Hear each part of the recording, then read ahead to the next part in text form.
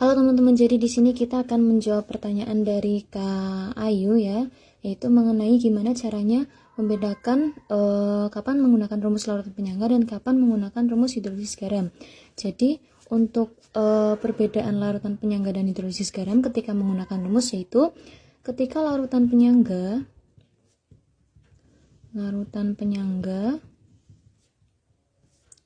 campuran ketika bereaksi akan ada mol zat dari asam lemah maupun basa lemah yang tersisa. Maka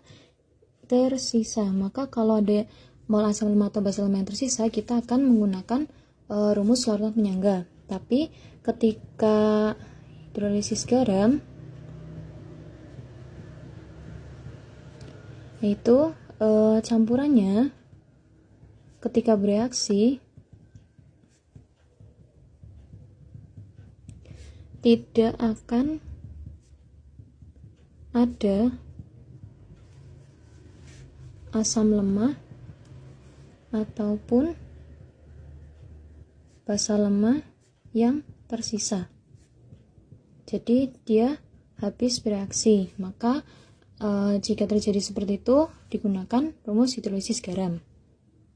Langsung saja kita di sini mempunyai dua contoh soal yang mirip, yaitu sama-sama campuran yang terdiri dari CH3COH dan juga NaOH. Untuk soal yang pertama yaitu sebanyak 400 ml larutan CH3COH 0,05 molar direaksikan dengan 100 ml larutan NaOH 0,2 molar menurut reaksi tersebut. Kemudian jika Ka sama setat 1 kali 10 minima, maka pH larutan tersebut ada di titik. Jadi untuk menentukan rumus kita menggunakan larutan penyangga atau hidrolisis garam, kita harus menuliskan reaksinya, mencari mol masing-masing dan menggunakan teknik MRS terlebih dahulu. Kita tulis yang diketahui yaitu 400 ml CH3COOH 0,05 molar dicampur dengan 100 ml NaOH 0,2 molar. Kemudian Ka CH3COOH yaitu 1 kali 10 pangkat minima atau sama saja 10 pangkat minima. Kemudian kita cari molnya masing-masing. N CH3COOH rumusnya yaitu M kali V. Ini sama dengan 0,05 dikali volumenya adalah 400. Maka kita peroleh yaitu sebanyak 20 milimol. Kemudian kita mencari juga molnya NaOH, rumusnya sama yaitu M kali V. Berarti 0,2 dikali 100 kita dapatkan 20 milimol juga. Nah, setelah itu kita tuliskan reaksinya yaitu CH3COOH ditambah dengan NaOH menjadi CH3COONA ditambah H2O. Kemudian kita masuk ke rumus MRS. Dan kita masukkan mol mula-mula CH3COOH yaitu 20 milimol, NaOH juga 20 milimol. Kemudian ini tidak ada. Kemudian setelah itu yang bereaksi adalah juga 20 milimol.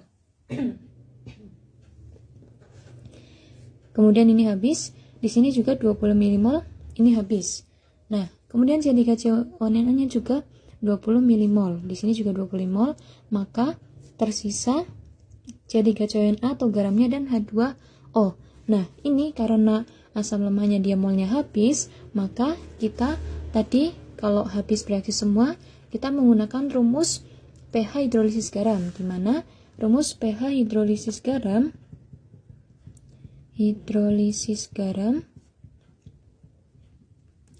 karena ini adalah garam dari CH3COOH dan NaOH, maka kita mencarinya adalah pH basa, yaitu konsentrasi OH- sama dengan akar KW per KA dikali konsentrasi garamnya. Nah, karena di sini kita baru mendapatkan mol garam, kita harus mencari konsentrasi garamnya dulu. Konsentrasi garam, yaitu rumusnya adalah mol garam dibagi volume total. Jadi sama dengan 20 milimol dibagi dengan 500 ml. Kita dapatkan 0,04 atau 4 kali 10 pangkat min 2. Nah, setelah itu baru kita masukkan ke rumus ini. KW adalah 10 pangkat min 14, kemudian KA-nya tadi 10 pangkat min 5 dikali dengan konsentrasi garamnya 4 kali 10 pangkat min 2.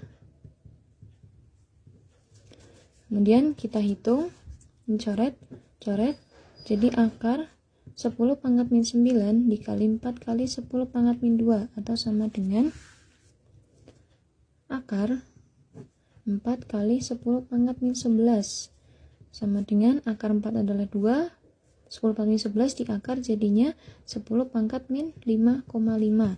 Kemudian karena ini pH basa, jadi kita tuliskan pOH terlebih dahulu.